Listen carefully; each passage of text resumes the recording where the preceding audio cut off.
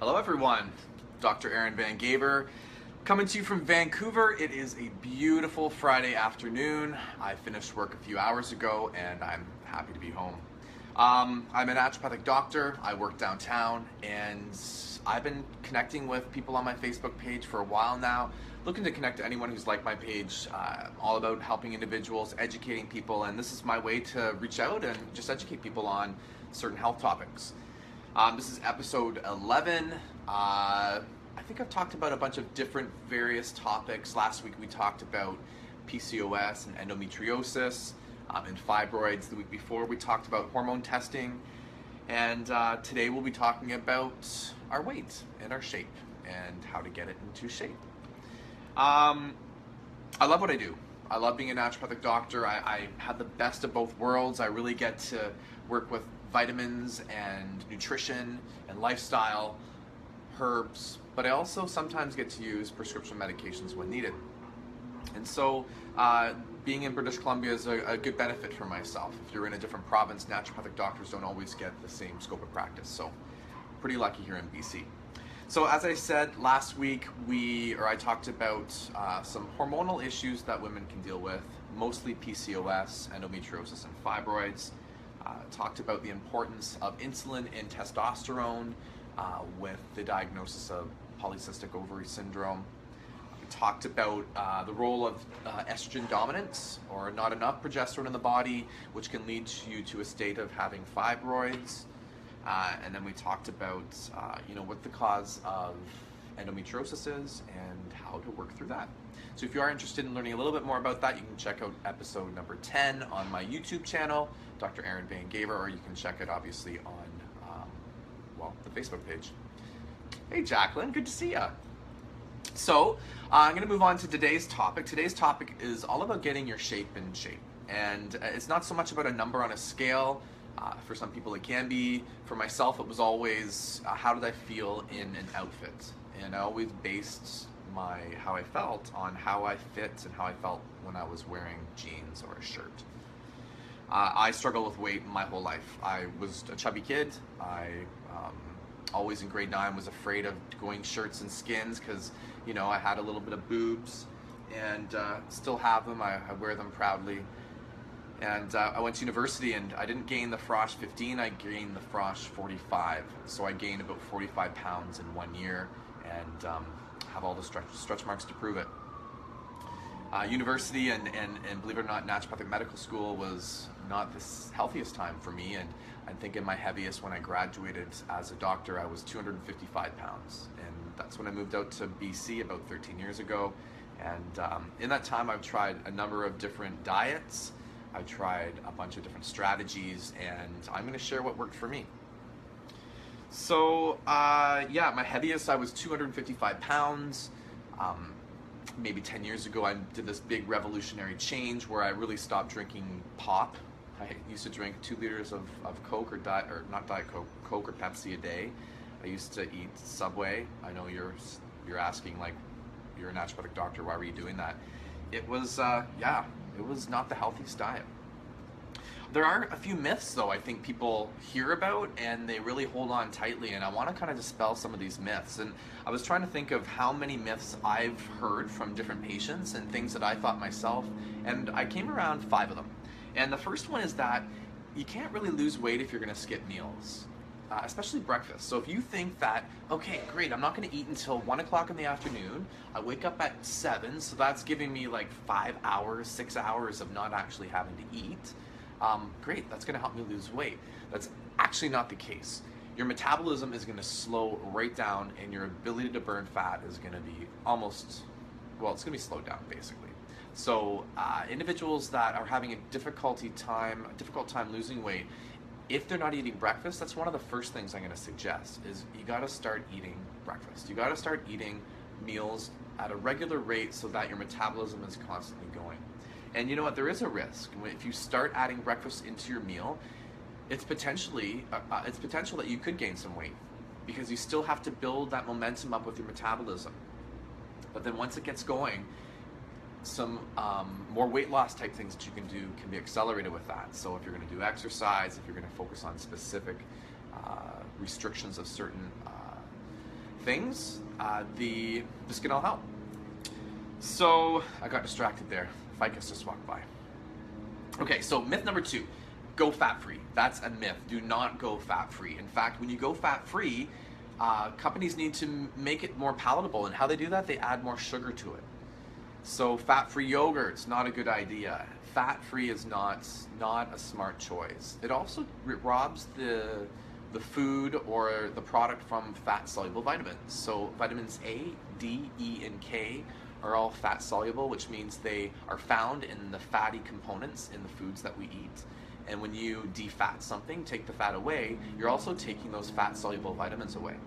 So, if you're going down the aisle and you're looking for a yogurt, it's probably better to have a 2 or 4 or 9% fat yogurt than having a 0% yogurt, 0% fat. So myth number 3, artificial sweeteners. Now, if anyone knows me well, knows that from my chubby days, I like to call them my husky days, I had this sweet tooth. And so there is one thing that I've had a hard time giving up, and that is diet pop. So the sweeteners are things like aspartame and sucralose. They are various types of chemically altered sugars that satisfy the sweet part of our tongue, and they're not supposed to, we're not supposed to gain weight with these. What's interesting is scientists have actually done research on the microbiome, which is actually our gut biotics. And every one of us has bacteria in our guts, and this bacteria can be harmed by artificial sweeteners like aspartame and sucralose. And so what we're finding is that there's actually this obesity crisis being developed by individuals that are using fat-free things. Artificial sweeteners can actually promote a situation where your gut changes, so the makeup of your gut bacteria changes in a way that your ability to metabolize and maintain your weight is compromised. So you definitely need to watch for the amount of artificial sweeteners you use. Some techniques, not artificial, but stevia you can use is quite good. You can also use the honey, maple syrup in small amounts if you really need to sweeten something. Okay, so myth number 4 is fasting can help you lose weight. So I've had individuals ask me, oh, well, what happens if I fast 3 days a week or 2 days a week? Will that help me lose weight? Probably not, because what it's going to do is going to shut your metabolism down so that your body's going to try to conserve as many calories as it can per day. And so we talk about this resting metabolic rate. So every person has this resting metabolic rate, which is the amount of calories it takes you, so if I'm using myself, the amount of calories that I will burn in a day if I lay around and do nothing but sit and breathe. And my resting metabolic rate is probably 1,200 maybe, 1,200 calories. And if you exercise and you do more activity, that can go up to, for me, 2,300 calories.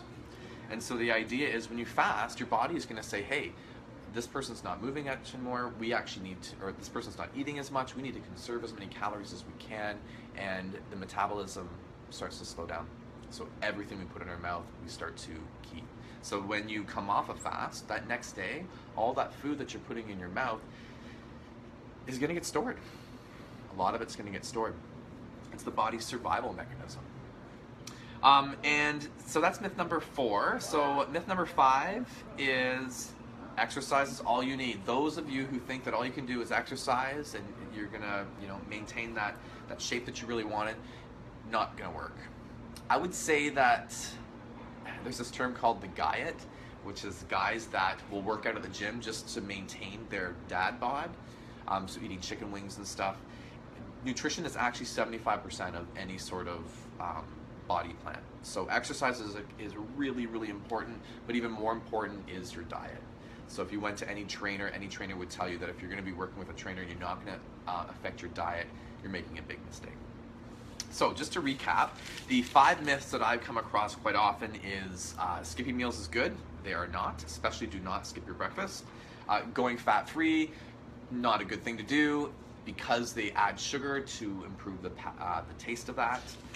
Number 3 is artificial sweeteners. Artificial sweeteners actually destroy the gut, and they contribute to weight gain. So in the short run, yes, maybe artificial sweeteners will help you from consuming sugar that will put on this immediate weight gain, but in the long run, it may actually have this long-term damage to your gut bacteria. And so it may not be every person, but we're finding that especially with children that are using artificial sweeteners as they get older, the obesity actually is increased. The obesity rate is increased.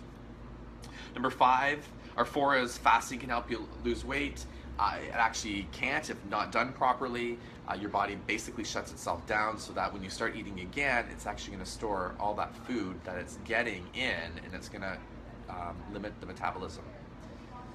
And number 5 is exercise is all you need. You actually need to combine exercise with diet, and I would suggest that diet is actually even more important than that. Okay, so what do you do? What are some things that you can try if you are struggling with your weight, if you're struggling to fit into that favorite outfit that you've always wanted to do? I found two specific diets or exercise programs that worked for me, or food-based programs that worked for me. The one was really a modified Atkins diet, and Atkins was a doctor that really focused in on high protein, low carbohydrate. And the truth is that carbohydrates are a quick form of energy, and if we don't have carbohydrates in your diet, the body will actually go to fat stores and break the fat stores down for energy. So in a sense, if you're having a diet that's rich in protein and fat and very low in carbohydrates, your body is actually going to start burning the fat that is stored in your body to maintain its energy. It puts you into a state of ketosis. You don't feel very good, but it can be quite rapid, the weight loss. That's one plan that I did. I did this about 10 years ago, and that's how I lost most of my initial weight. But there was a second program that I did about 3 years ago, and this was an interesting one by a man by Dr. Simeon. He was an Italian medical doctor that used HCG, human chorionic gonadotropin, injected at very small dosages over a series of 26 days, 23 to 26 days, in conjunction with a very low calorie diet. And I did a version of this. I felt the initial diet was for 500 calories a day, which is super unhealthy. I actually did it for myself, and I did it around 800 to 1,000 calories a day. It worked really well for me. Lost 25 pounds within 4 months and have maintained it, and it's been a year and a half now. I created a program called the Starlight Program, a supportive plan where I meet with you once a week, and we do vitamin shots. We look at your dietary plan. I've got a manual that I've created, and it's really to help support you get in your shape and into shape. So that's about it for today. I wanted to thank everyone for coming out. Again, my name is Dr. Aaron. I practice in downtown Vancouver. You can check out my website at www.draaronvangaver.com. I also have a Twitter page, Vank Naturopath. I have an Instagram account, Dr. Aaron ND. I'm sure I have a whole bunch of other things, but please share, please like, pass on this video to your friends. I'm trying to get over 1,000 people liking my page by the end of this month, so I'm hoping you guys can help me out. Thanks again, everyone, and we'll see you next Friday at 5:30 Pacific Standard. Cheers, everyone. Oh, if you have any comments, if you have any questions, please send them. That helps me decide what I'm going to talk about the next week. Cheers, everyone.